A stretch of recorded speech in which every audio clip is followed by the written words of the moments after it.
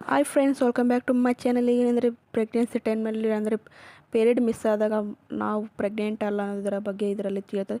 ಈ ವಿಡಿಯೋದ್ರಲ್ಲಿ ಏನಂದರೆ ಮುಖ್ಯವಾಗಿ ಇದು ಅಂದರೆ ಪೀರಿಯಡ್ ತಪ್ಪಿದೆ ಅಂದರೆ ಮಿಸ್ ಆಗಿದೆ ಅಂತ ನಮ್ಗೆ ಗೊತ್ತಿದ್ದ ಮೇಲೆ ಅದರಲ್ಲಿ ನಾವು ಪ್ರೆಗ್ನೆಂಟ್ ಅಲ್ಲ ಅಂದರೆ ಇದರಲ್ಲಿ ಹೇಳಿದರು. ಬೆಳಗಿನಲ್ಲಿ ವಾಕರಿಯಾಗಿ ಇರುತ್ತದೆ,